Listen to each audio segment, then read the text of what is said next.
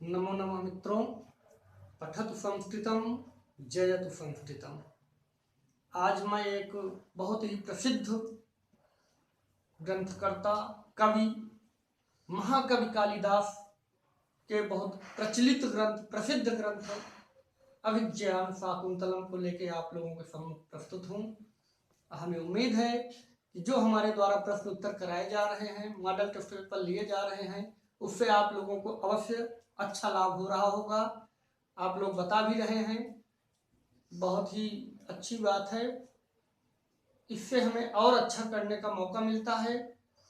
आज जो कि भारत के शेक्सपियर कहे जाने वाले हमारे कालिदास जी, उनके बारे में आप सब बहुत लोग जानते हैं, लेकिन थोड़ा मैं उनके ग्रंथ के विषय में परिचय कराता हूँ। परिचय के बाद फिर नेक्स्ट क्लास में आपको प्रश्न आएगा। लेकिन इतना कुछ परिचय से प्रश्न पूछे जाते हैं कि अगर मैं इनका परिचय में से आपका न बताऊं तो यह अधूरा रह जाएगा। इसमें से बहुत सारे प्रश्न पूछे जाते हैं, प्रवक्ता में, एलटी ग्रेड में भी पूछे जाते हैं, टीजीटी में भी पूछे जाते हैं। इसलिए बहुत महत्वपूर्ण प्रश्नों पे मैं चर्चा करने चल रहा हूं। जो लोग पढ़े हैं अच्छी बात है, जो नहीं पढ़े हैं अवश्य देखें, क्योंकि ये बहुत ही इंपॉर्टेंट है आप सबके लिए। अभी तक अगर हमारे चैनल पे आप नए हैं तो सब्सक्राइब कर लीजिए, बेल आइकन की बटन दबा लीजिए, और जिससे हमारा नोटिफिकेशन आपको मिलता रहे और कोई वीडियो आपका छूटे ना। और 2 फरवरी के बाद से स्पेशली टीजीटी का ही पर डे वीडियो आएगा, आप लोगों के लिए चैनल चलेगा। अभी चूंकि सबसे पहले प्रवक्ता है तो प्रवक्ता पे मैं अधिक फोकस कर रहा हूँ। इसके बाद दर्शन है, कारक है, थोड़ा थोड़ा सा मैं मॉडल टेस्ट पेपर आपको हल कराऊंगा। जिस ग्रंथ पे कुछ परिचय की अवधि का आवश्यकता है, जहां से ज्यादा प्रश्न पूछे जाते हैं, उस पर मैं चर्चा करता हूं। तो संस्कृत अभिज्ञान शाकुंतलम, इनकी व्युत्पत्ति से भी पूछ लेते हैं कि व्युत्पत्ति क्या है, अभिज्ञान की व्युत्पत्ति क्या है। अभिज्ञान अभि उपसर्ग ज्ञा धातु लुट प्रत्यय से अभिज्ञान शब्द बनता है। लुट का अन हो जाता है, आपको पता है।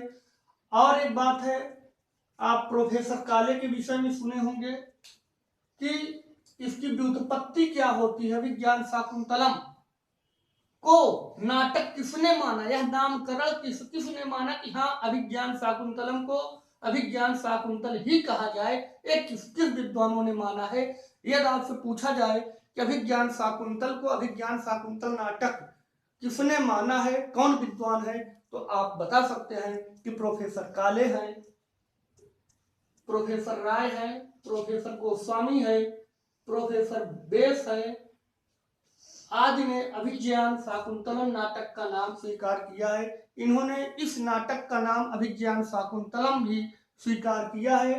और इनकी व्याख्या क्या है, इनकी व्याख्या के अनुसार अभिज्ञायते अनेन इति अभिज्ञानम, पूछा जा सकता है प्रश्न, अभिज्ञायते अनेन इति अभिज्ञानम किसके लिए है, तो आप अभिज्ञान शाकुंतलम के लिए है। किसके अनुसार व्याख्या है, तो ऊपर सारे हैं, काले, राय, गोस्वामी, ये सब हैं। और अभिज्ञान स्मृता शकुंतला, अभिज्ञान शब्द ही क्यों पड़ा, जिससे कि पहले ही पता चल गया कि कोई चीज इसमें खोएगा और फिर उसका अभिज्ञान कुछ होगा। यहाँ पे जैसे अभिज्ञान क्या था, अभिज्ञान उसकी मुद्रिका थी शकुंतला की, इसीलिए इस ग्रंथ का नाम अभिज्ञान शाकुंतलम पड़ा। तो अभिज्ञान अभिज्ञायते अनेन इति अभिज्ञानम, तो आपको इनके पात्र, जिनके पास बुक होगी वो तो पात्र जानते होंगे। और कुछ और प्रश्नों का मैं आज संकलन आपके पास लेके आया हूँ, जिसको मैं आपके सम्मुख बता देता हूँ, फिर धीरे धीरे नोट करूंगा जो कुछ होगा। लेकिन एक बार आप ध्यान से सुन लें कि कौन कौन पात्र इस ग्रंथ में प्रयुक्त हुए हैं, क्योंकि पात्रों की संख्या अधिक है तो सब लिखना संभव नहीं है। हम बता रहे हैं, आप लोग ध्यान से सुनते जाइए कि कौन कौन पात्रों का प्रयोग इसमें किया गया है। किसी भी नाटक में सर्वप्रथम सूत्रधार का प्रयोग होता है। सूत्रधार किसे कहते हैं, ये आपको पता है कि किसी भी रंगमंच का अध्यक्ष सूत्रधार ही होता है और प्रारंभकर्ता भी सूत्रधार होता है। अर्थात सूत्रधार नाटक का प्रारंभ करता है, अभिज्ञान शाकुंतलम में नाटक का प्रारंभ करता है, और रंगमंच का अध्यक्ष है। दुष्यंत इस अभिज्ञान शाकुंतलम का नायक है। और नाटक का नायक है, हस्तिनापुर के राजा भी है। सूत, सूत आया हुआ है। सूत कौन है? सूत अर्थात राजा दुष्यंत के सारथी है सूत। सेनापति भद्रसेन है।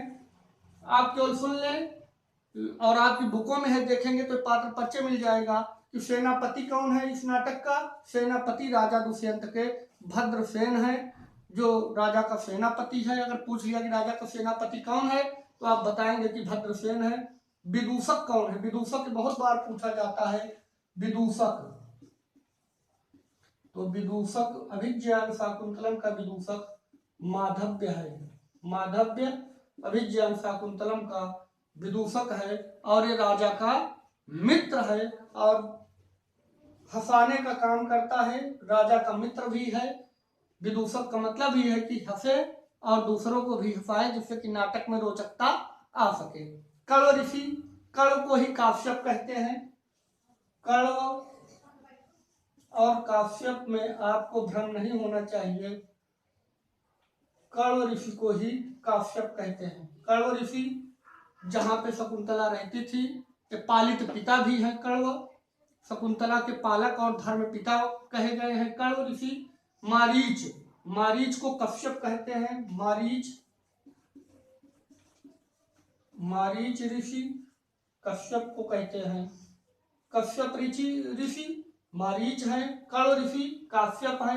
ये दोनों में भ्रम आपका न हो। काश्यप अलग है, कश्यप अलग है। तो कश्यप से उत्पन्न काश्यप। तो ये भी हो गया। सो भरत, भरत कौन है? भरत का नाम सरदमन है, राजा दुष्यंत के पुत्र हैं भरत।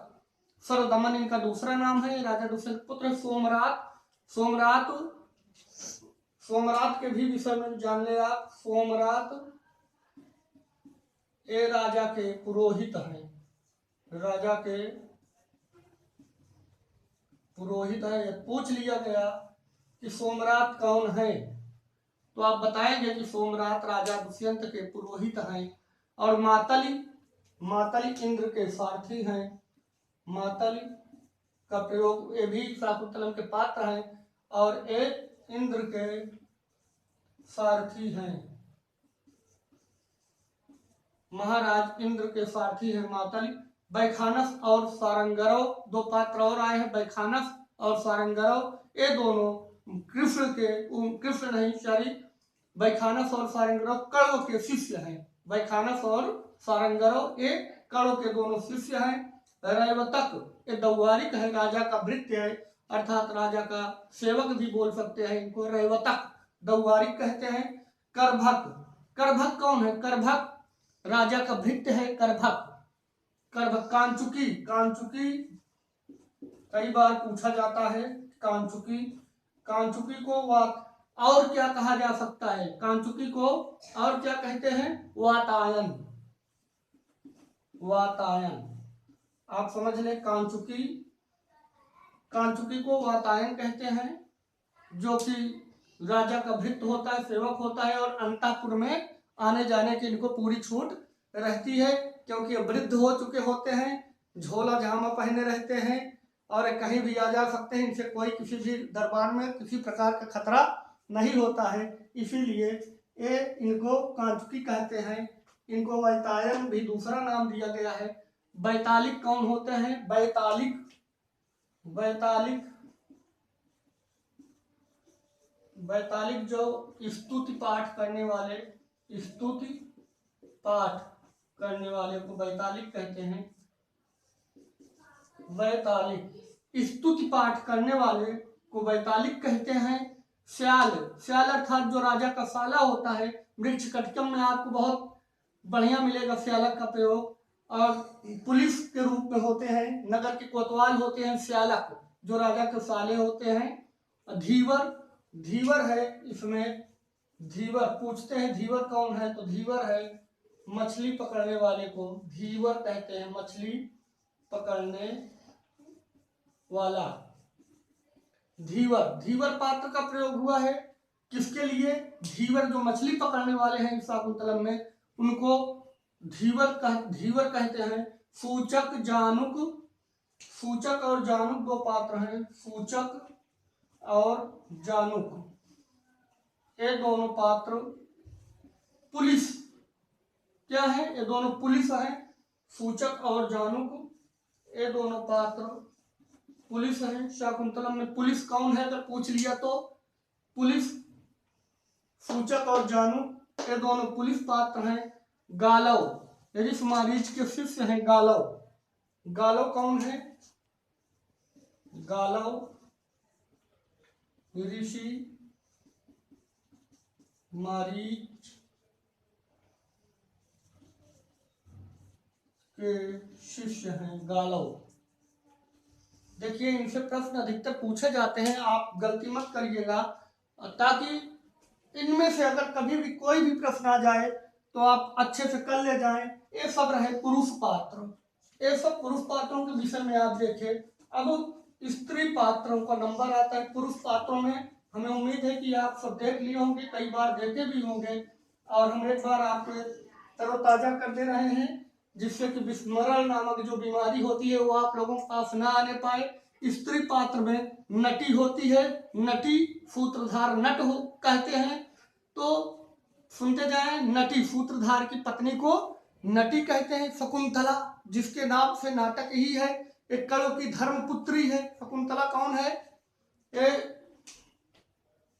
शकुंतला एक पात्र है, एक कणव ऋषि की, कणव की धर्मपुत्री है। शकुंतला की धर्मपुत्री है। क्योंकि कणव ऋषि की पुत्री नहीं है, धर्मपुत्री है, पालित पुत्री है। बाकी तो आप जानते हैं कि मेनका से उत्पन्न हुई है, मारीच मेनका। और अनसुईया कौन है? अनसुईया, प्रियंवदा, गौतमी। तीन पात्र बहुत ही इंपॉर्टेंट है। अनसुईया, प्रियंवदा ये दोनों सखी हैं।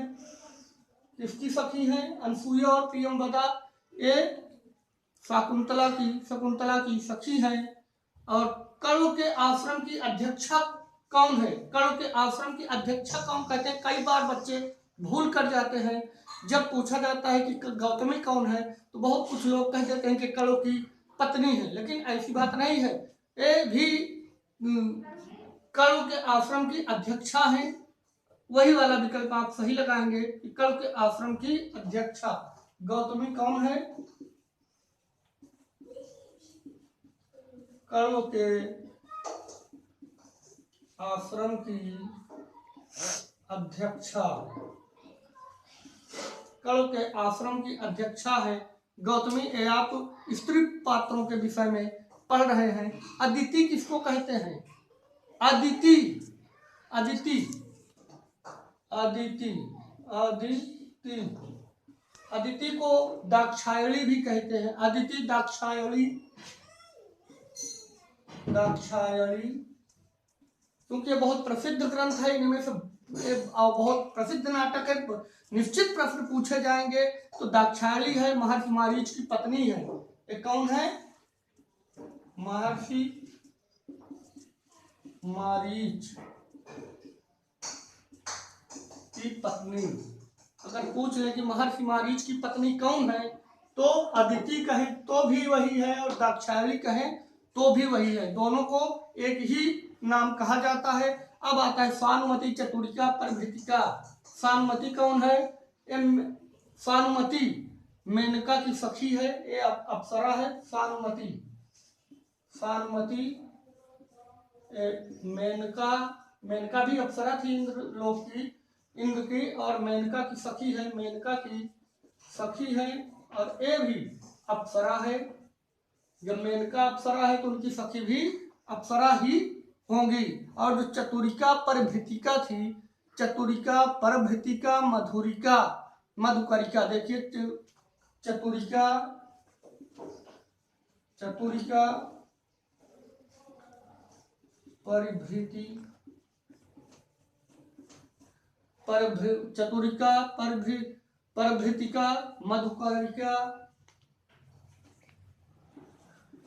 मधुकरिका, इन सब के बारे में आपको मालूम होगा कि कौन है। तीनों चतुरिका, परभृतिका, मधुकरिका ये राजा की सेविकाएं हैं। राजा की सेविकाएं हैं। देखिए बिना परिचय के अधूरा रहता है, इसलिए परिचय और जरूरी है। बेत्रवती प्रतिहारी है, द्वार पालिका जिसको कहते हैं बेत्रवती, तो बेत्रवती प्रतिहारी को कहते हैं। यवनी ये भी राजा की सेविका है। तापसी, तापसी को सुब्रता भी कहते हैं, ये भी मारीच के आश्रम की एक तपस्वी स्त्री है।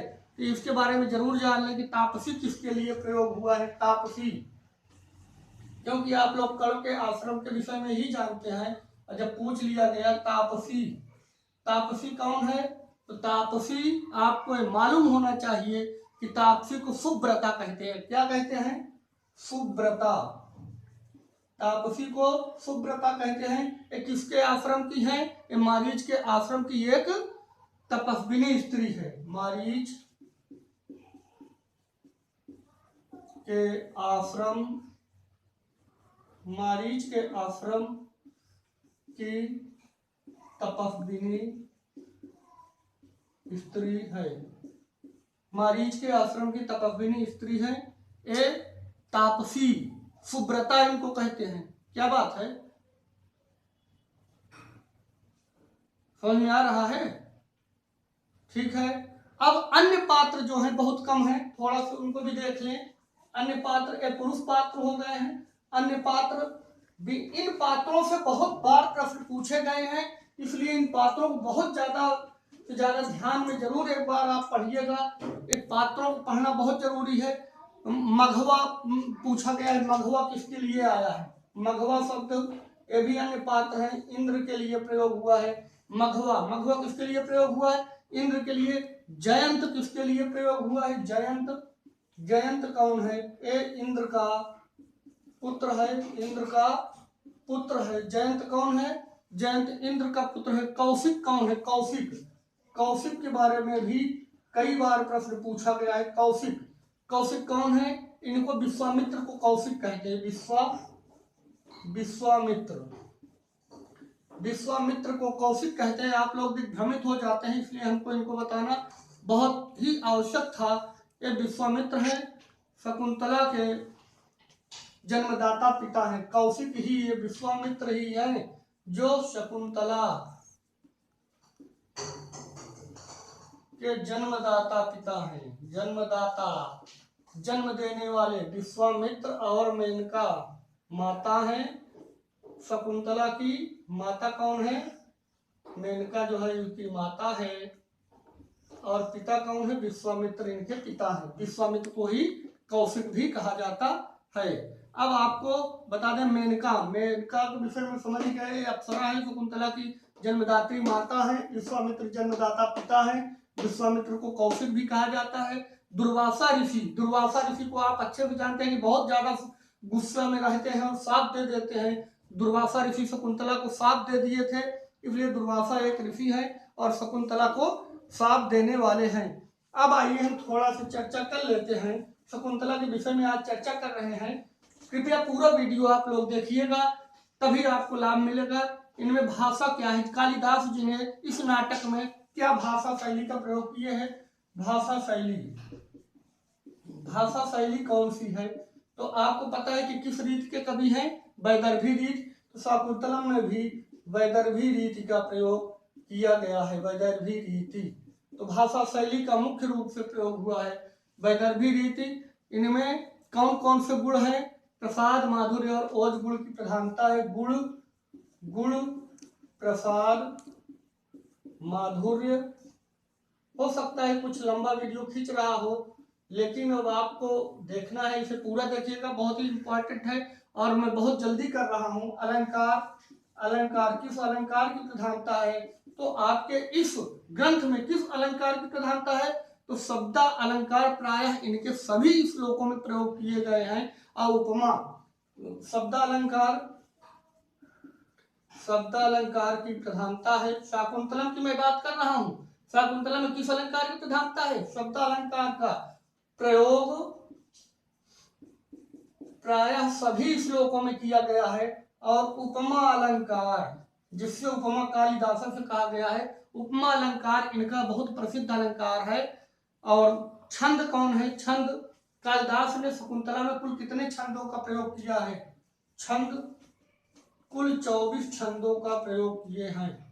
छंदों का प्रयोग। तो अभिज्ञान शाकुंतलम में कुल कितने छंदों का प्रयोग किया गया है? तो अभिज्ञान शाकुंतलम में कुल 24 छंदों का प्रयोग किया गया है। आर्य और श्लोक छंद कालिदास के अत्यंत प्रिय छंद कौन है? अगर पूछ ले कालिदास के अत्यंत प्रिय छंद कौन है, तो आपको बताना है कि आर्या और श्लोक छंद कालिदास के बहुत ही प्रिय छंद है। कौन कौन? आर्या और श्लोक, ये दो छंद कालिदास के बहुत ही प्रिय छंद हैं। अब इनकी भाषा क्या है? शाकुंतलम में जो भाषा बोलते हैं, तो साधारणतः गद्य के लिए जो 1 मिनट बहुत जल्दी, कृपया आप लोग बने रहें, आपके लिए बहुत ही उपयोगी है। कौन पात्र क्या बोलता है? तो जो गद्य का प्रयोग करने वाले हैं, जो गद्य का प्रयोग इनके अभिज्ञान शाकुंतलम में जो गद्य का प्रयोग करते हैं, तो सौरसेनी प्राकृत बोलते हैं। सौरसेनी प्राकृत गद्य खंड में सौरसेनी प्राकृत बोली जाती है। और पद्यों के लिए महाराष्ट्रीय प्राकृत। पद्यों के लिए जो पद्यों में कौन भाषा का प्रयोग है? महाराष्ट्रीय प्राकृत।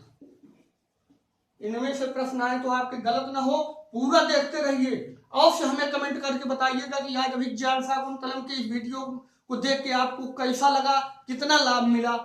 कमेंट और लाइक अवश्य करें, हमें बताएं भी कमेंट में कि आपको ये मेरा वीडियो कैसे लगा। और 6वें अंक में जो दोनों सिपाही हैं वो क्या बोलते हैं? जो धीवर आप सिपाही देखे थे, जो 2 सिपाही हैं, आपको सूचक जानू क्या बताए थे?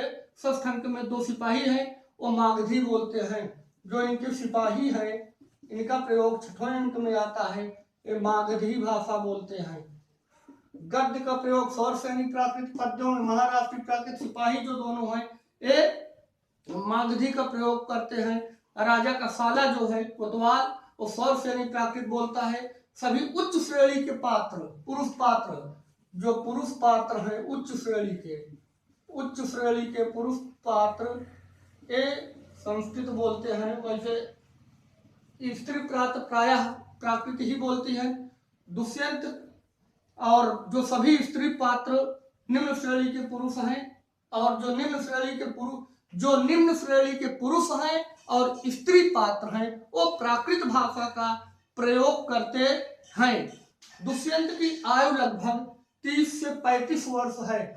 जिस समय की यह घटना कालिदास के दुष्यंत के द्वारा योजित किए हैं, उस समय उनकी उम्र 30 से 35 वर्ष है। और शकुंतला की उम्र 18 वर्ष की है। सारंगधर और शारद्वत दोनों कण्व ऋषि के शिष्य हैं। अब आप समझ लें कि इसका निरूपण थोड़ा सा बहुत जल्दी हम बताते हैं कि ये जो पहला अंक है, पहले अंक में आप संधियों के विषय में मुख संधि, प्रतिमुख संधि, गर्भ संधि है। तो कृपया एक ही वीडियो में आप थोड़ी से बहुत जल्दी में इसको भी देख लें, क्योंकि आगे प्रश्नों को नेक्स्ट वीडियो में इससे इंपॉर्टेंट कुछ प्रश्नों को हल कराऊंगा। तो 5 संधियां होती हैं, आप जानते हैं नाटक में। तो प्रस्तावना से लेकर के ये उसके संपूर्ण प्रथम अंक में मुख संधि का प्रयोग हुआ है। प्रस्तावना शाकुंतलम में प्रस्तावना से लेकर प्रस्तावना से पूरे प्रथम अंक में मुख संधि का प्रयोग किया गया है। द्वितीय और तृतीय अंक में प्रतिमुख संधि है। ऐसे देख लीजिए, द्वितीय और तृतीय अंक में प्रतिमुख संधि है।